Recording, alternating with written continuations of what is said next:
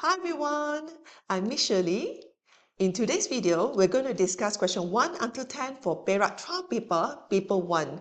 So paper 1 consists of 40 objective questions and students are required to finish all 40 questions in less than 1 hour and 30 minutes. Okay, let's look at question number 1. So this question is on algebraic expression. So the question is negative 12c power 9 divided by 3c squared and then divided by 2c power 5. Okay, so do you still remember law of indices? So law of indices states that if it's a power m divided by a power n, therefore if the base is the same, so we minus the power, m minus n. Okay, so for here, I'm going to write this in the form of fraction first. So negative 12c power 9 divided by 3c squared, like that, okay? Divided by 2c power 5. So 12 and 3 we can cancel, right? So 12 divided by 3 is 4, okay? So we got negative 4. So we got negative 4, yeah? And then this is c, okay, 9 minus 2, okay? Because it's divide, so we can minus the power. 9 minus 2 is 7. And then divided by 2c5. Okay, so from here, I'm going to write in fraction form. So negative 4c7, then divided by 2c5, okay? So 4 divided by 2 is 2. So it's 2, okay? We cancel out. So here, we have negative 2, and then c. So 7 minus 5 is 2. Okay, so let's look at the options. A, B, C, D. The answer is D. Okay, students, let's look at question number 2. So this question is testing you on the formula for midpoint. Okay, so the keyword here is midpoint. So for the pair of points R 610 and S negative 28. So this is a very straightforward question for those who know the formula. So what's the formula for midpoint? Let's say the formula, this midpoint is, let's say, is xy.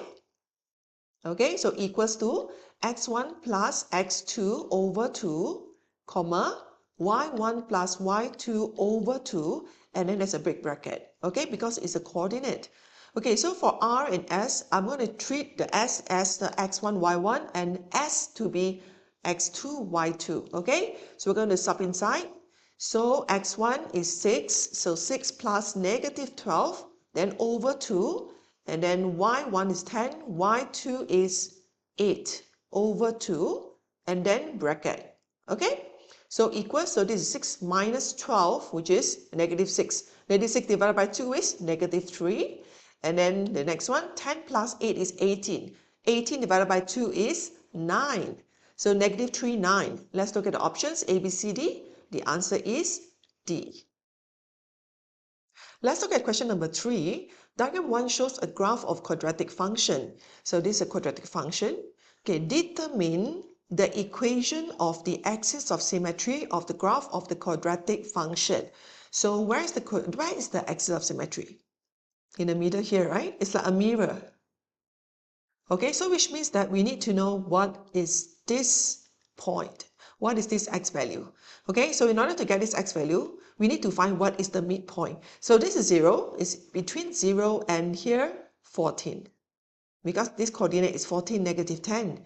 Okay, so which means that 0 plus 14 divided by 2, we get 7 in the middle. Which means that this line, the whole line is the axis of symmetry. The equation is x equals to 7. Okay, let's look at the options. A, B, C, D, x equals to 7, B. Okay, that's the answer. Let's look at question number 4. Diagram 2 shows 4 number cards arranged in ascending order, means from smallest to biggest. So look at the numbers. So imagine there are 4 number cards, 1, 2, 3, and 4. Okay, so Q is between 5,000 something and 8,000 something. Okay, so we look at the options here. So we're going to find out what are the values for this, and this. Okay, so let's look at the first option, A, 7.49 times 10 power negative 4. So we move, if it's power negative 4, means we move the decimal point 4 spaces to the left. Okay, 1, 2, 3, 4. Okay, then the point will be here, then 0, 0, 0, 0, like that. So we get 0.000749. So this cannot be the answer, right? No, because it's not thousands in thousands values. So this is wrong. And then the next one, Okay, so next one is 10 power negative 3. Means we move to the left 3 times. 1, 2, 3. Okay, so the point is here. So 0.00749. Okay, so 0.00749. So this is not the answer also, okay? Next one, 7.49 times 10 power 3. So to the positive power, we move 3 places to the right. 1, 2, 3. Okay, so we add a 0 here. So it will be 7490. So 7,490, is it between 5,000 something and 8,000 something? Yes, right? So the answer is C. Okay? Okay, let's try D. 7.49 times 10 power 4, which means we move the decimal point 4 spaces to the right. 1, 2, 3, 4. So we add 2 zeros. So we get 74900. So this can't be the answer also. Okay? So the answer is C. Let's look at question number 5. So this question is based on the chapter sets. Okay? Okay, it is given that set A is 2, 3, 5, 7. So these are the elements in set A. And set B, 1, 2, 4, 5, 8. So these are the elements in set B. So list all the elements of set A into set B. Okay, which means that they want you to find what are the common elements between A and B. Okay, so what are the common elements? So for set A, they have 2 and 2. Set B also have 2. And then what else? 5 and 5, right? Is there anything else? No, right? So it's 2 and 5. So set A into set B is 2, 5. So let's look at the options, A, B, C, D. The answer is A. Let's look at question number 6. So express 5 power 5 plus 4 as a number in base 5. Okay, so this number base. So 5 power 5 plus 4. So the highest power is 5. I'm going to draw 6 empty lines. 1, 2, 3, 4, 5, 6. And because it's base 5, so this is 5 power 0, 5 power 1, 5 power 2, 5 power 3, 5 power 4, and 5 power 5. Okay, so let's look at the question. Here we have 1 5 power 5. Okay, so here will be 1. And then 4 times what? You get 4. 4 times 1, you get 4, right? So 1 is 5 power 0, right? So this is 5 power 0. So at 5 power 0, we have 4 here. And the rest we just fill up with 0. 1, 2, 3, 4. Okay, let's look at the option. Is there any answer? A, B, C, D? Yes, the answer is C. Let's look at question number 7. Diagram 3 shows a triangle. So this is a right angle triangle. So how do we know? We see a tiny square here, which means that it's a right angle triangle. Okay, segitiga sudut tepat. So whenever you see a right angle triangle, it means that it's related to two things, either Pythagoras theorem or trigonometry. Okay, but for this case, they give you 3 lengths, no angles given. So you're going to use Pythagoras theorem to solve this question. Okay, so what do you know about Pythagoras theorem? Do you still remember the formula? So for Pythagoras theorem, okay, let's recap a little bit, yeah? So involve right angle triangle like this, okay? So the longer side is called hypotenuse. Hypotenuse I'm going to label as C, okay? And the other 2 sides, A and B. So the formula for Pythagoras theorem is the longer side on the left, C squared, equals to the other 2 shorter sides on the right, A squared plus B squared, okay? So for the diagram given, diagram 3, so this will be the C, this will be the A, this will be the B. Okay, I'm going to substitute this into the formula. Yeah, and then we try to express y in terms of x. So whenever they say express y, which means that your final answer must be y as a subject on the left hand side. Then the x will be on the right hand side. Okay, so let's do this.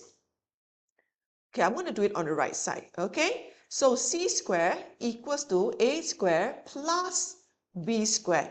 Okay, so C squared is x plus 1 whole thing squared equals to A is y squared plus B is x minus 2 whole thing squared.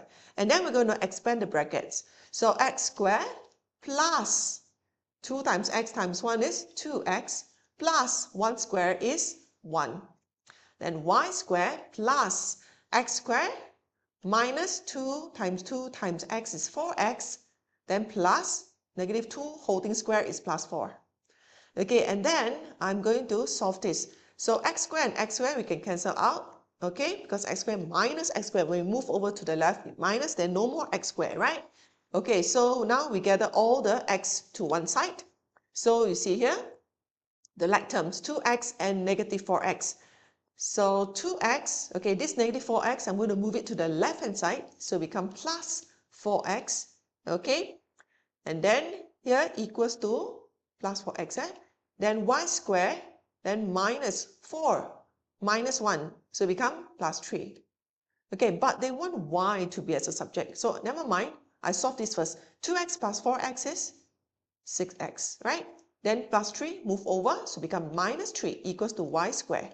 Okay, now we can swap it around so that our y will be as a subject on the left-hand side. So y square equals to 6x minus 3. Okay, but they want y only, they don't want y square. So we're going to get rid of the square, become, when you move over the square to the right-hand side, it becomes square root. So equals to square root of 6x minus 3. Okay, so this is the final answer. So let's look at the options A, B, C, D. So the answer is A. Let's look at question number 8. So this is on factorization of 4 terms. Okay, so what are the 4 terms? 6fg is the first term, minus 2fh second term, minus 3eg third term, plus eh fourth term. So in order to factorize 4 terms, so that's a technique that you have to learn. So we focus on the first 2 terms, and then we focus on the third and the fourth terms. Okay, so we focus on the first 2 terms first. We look at the first 2 terms. What are the common factors? So the common factors will be 2, 6 and 2, so 2, right? So we take out the 2, and then fg, fh, so we take out the f. Okay, then we factorize. So 6fg, we already took out 2, so here will be 3 and then g, right? And then minus, so 2f already taken out, so here will be just h. Okay, so now we focus on the third and the fourth term. So we put a minus here. Okay, 3eg and eh. We can take out the e. And then we factorize it. So we get 3g plus, minus, because minus minus plus, right? So minus h. Okay, so now we compare the first term and the second term. Now we have 2 terms. Okay, so what is the similarity? The common factors are this, the brackets, right? 3g minus h. So we're going to take out 3g minus h, 3g minus h, and then what's left? 2f and negative e. Okay, so let's look at the options. Oh, they write 2f minus e first. Okay, just swap it around, because for minus, you can swap it around, just like 3. Okay, you can write 2f minus e times with 3g minus h. Okay, so now let's look at the options. A, B, C, D. 2f minus e, 2f minus e, so this is incorrect. And then next one is 3g minus h. So this is incorrect, this is correct. So the answer is D. Let's look at question number 9. So this question is based on linear inequality. So they give you the linear inequality is y more than or equal to 3x plus 6. So let me teach you a technique on how to answer this question in less than 10 seconds, okay? So you need to know a few things. Okay, what if let's say the line is going up from left to right, okay? So on the top side, so it will be more than or equal to if it's a solid line. Okay, if it's dotted line, there's no equal to, and the bottom is less than equal to, okay? So what if the line is going down from left to right? So this side is more than equal to, the bottom one is less than equal to, okay? So what if it's a horizontal line like this? So on top is more than equal to, the bottom is less than equal to, okay? If it's a vertical line like this, so this is more than equal to, on the left side is less than equal to, okay? So can see, So these are the axes. So just remember this, then you can solve the question very fast, Okay, so let's look at the question. This is more than or equal to. So which means that it must be a solid line, it cannot be dotted line. So which means that A is wrong because it's dotted line. And B also wrong because it's dotted line. Okay, let's look at C. Okay, C is solid line and D is solid line. But the question is, y more than or equal to 3x plus 6. So if it's more than, it means that it must be this region. Okay, this region. Because here is more than equals to, the bottom is less than equals to. So the answer is D. Let's look at question number 10. Diagram 4 shows a graph of function. State the value of x when y equals to 25. So y is equals to 25 is over here. So go to the graph. When it touches the graph, then go down. Then you will get the answer. Okay, so the answer is 2. A, B, C, D. Answer is B.